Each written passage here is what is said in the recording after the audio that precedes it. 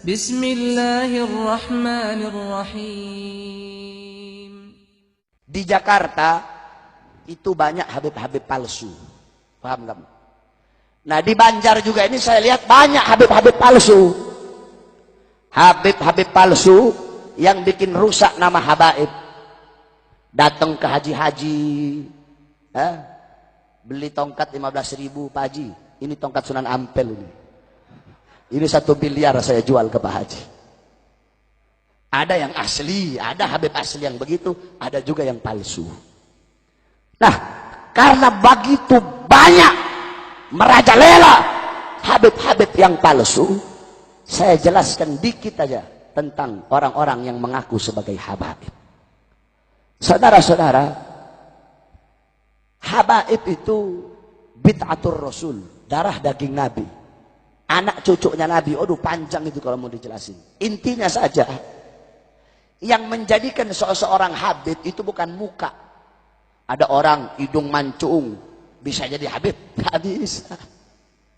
Habib didapatkan bukan dengan muka yang ganteng, putih, mancung. Habaib, sayyid, syarif, tidak bisa didapatkan dengan harta yang banyak. Ada orang punya uang banyak, karena harta yang banyak, langsung dia jadi habib. Nah. Habaib tidak juga didapatkan dengan ilmu yang banyak. Ada satu ustadz, kiai, guru, ilmunya tinggi sampai di langit. Oh, kalau ilmunya tinggi langsung jadi habib gitu? Enggak.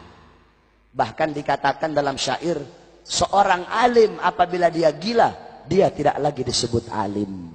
Ya. Ulama gila disebut ulama enggak? Ulama gila disebut ulama tidak?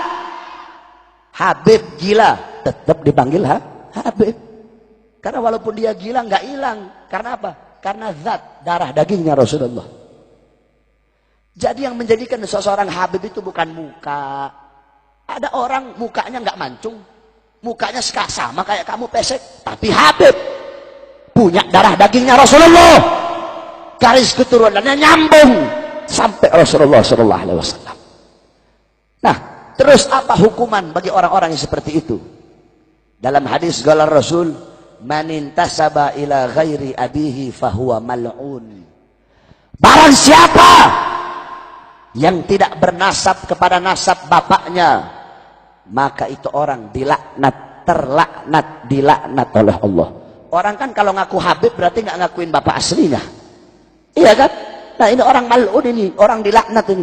Dalam hadis yang lain, manidda'a ila ghairi abihi fahuwa ya'lam annahu ghairu abihi fal jannah alaihi haram.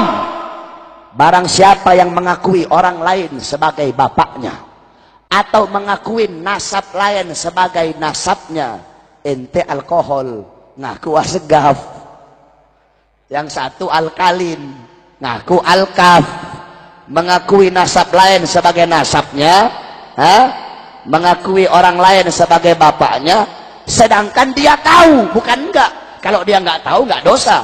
Dia tahu bapak itu bukan bapaknya, dia tahu nasab itu bukan nasabnya, tapi dia akui, maka sorga baginya haram.